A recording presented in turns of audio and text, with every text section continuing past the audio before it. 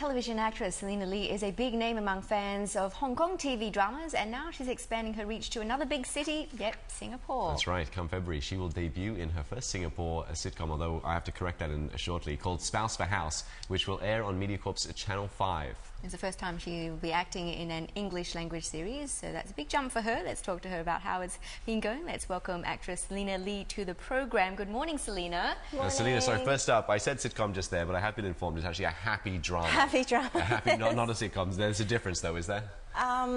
There is a difference, happy drama, because we're all very happy actors in the drama. There's Alaric, there's Irene, Richard, and Desmond, and you know, in the drama we're happy, and outside the drama we're also very happy. Like, we hang out a lot, and we still have this group chat where all of us are part of, and then we still chat once in a while. Okay, well, obviously acting in English is no problem for you, but how is it different acting here in Singapore and working in Singapore compared to Hong Kong?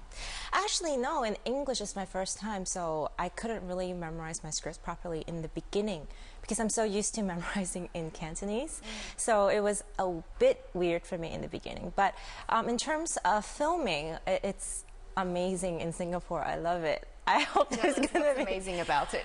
Well, actually, 90% of the time, I think we film about 12 hours a day, and that's amazing for me, because usually in Hong Kong it's about 16-20 hours, or sometimes, you know, the longest I've gone is like 3 days without going home. Just keep on going and going and going. So here it's pretty much like a holiday, and it's always nice. Is that because just the production cycle of episodes and series in Hong Kong is so jam-packed that they just have to push and push and push their actors that hard? Well, the thing is, there are two sets of crew, so one for the day shift, one for the night shift, but actors, there are only one set of actors, so we gotta just keep on going, and the crew, they kind of like rotate 12 hours. Yeah, so, but in Singapore we have like one set of crew, so everyone gets the same amount of sleep and rest. So okay, and also I must mention, paparazzi here don't bother you as much, I imagine, or do they? How do you compare the media coverage? I think Singapore is really nice, because I heard the government here, they respect a lot of privacy, of people's privacy, so there's no paparazzi here as far as I'm aware of.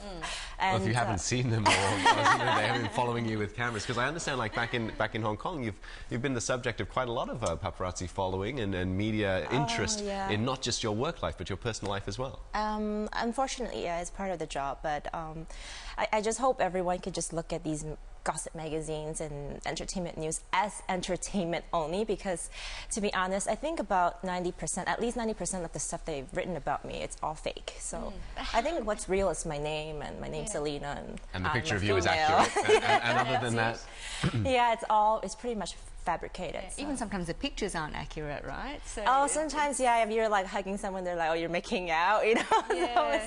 Yeah, it's so how do you deal with that, and how do you think you as a person have changed in the past 10 years working in the showbiz industry? Well, initially it was really tough. Like, I was actually really a little bit sad, and I stayed home a lot. Well, I mean, I don't really stay in Hong Kong if I have days off. I usually just travel out because of paparazzi. But now I can just, like, I see just as entertainment. I don't really read gossip magazines, and I think people should just read it as storybooks, like a comic book or something that people make up, and don't take it seriously. So now I don't read it, and people tell me about it, I'd be like, forget it. So.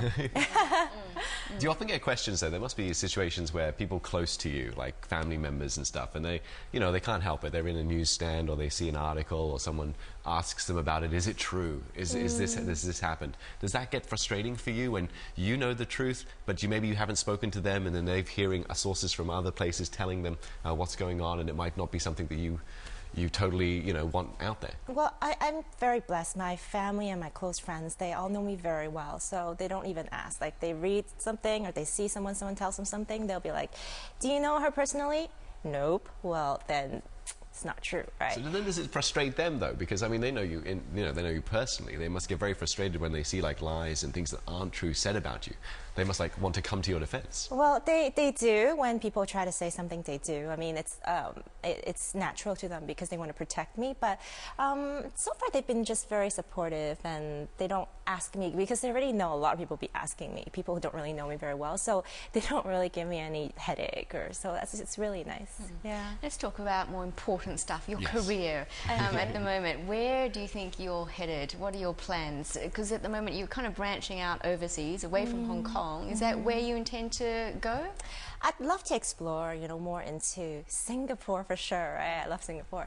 And China, Taiwan, like wherever. But I mean, it's not like we really can plan for things to happen. Sometimes like things just happen and you just go with the flow, especially with our industry. And right now I feel like I'm at a very comfortable spot where like, you know, all the hard work before you have, I used to like work drama after drama after drama, and like no holiday, no sleep for like years. And that's the time when like you have to work really hard and get exposure and get your name out there. And now I think I'm at the spot where I can, you know, do 2 dramas a year in Hong Kong and then maybe explore elsewhere and take some holidays. So I think I'm very happy right now. More easy now. Yeah, like I actually have a life and, you know, have my own life, and then I have work. So I think I found a good balance right now. You mentioned doing dramas in Hong Kong, and this series you're doing here in Singapore is a bit lighter. It's a happy drama, if you like.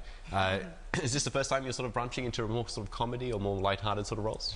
I've done comedies before, but this is the first time where I have I'm acting with the whole new cast. Because, you know, in Hong Kong, the TV station, you kind of like already know everyone, or if at least you've worked with some of the cast. But this time it's like totally brand new, so it's refreshing. Alaric Tay they were showing at the moment, and some talented cast members. Did you have any trouble understanding our Singlish here? No, you know what? That's the funny thing, because after a while, like I started speaking Singlish. Like, oh, really? It's I'm not like, that hard, is it? okay, lie. I started speaking it to them. So I think you're going to fit in perfectly in Singapore, I have to say.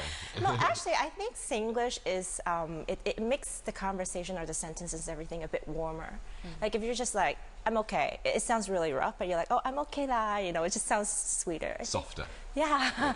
Just nicer. Familiarity for Singaporeans anyway when they go abroad. So there's no inkling for you to go back to Canada where you grew up. Now, you think you're permanently based in Asia now? Yes.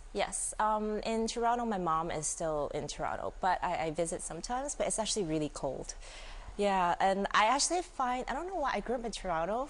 Back then, I didn't think it was that cold, but I lived in Hong Kong, and now I think Hong Kong is cold. That's because Sounds like you've you're been in heading to Singapore too much, too long. You've been heading to warmer and warmer climes. Yeah, It's totally understandable. Singapore weather is perfect, I think.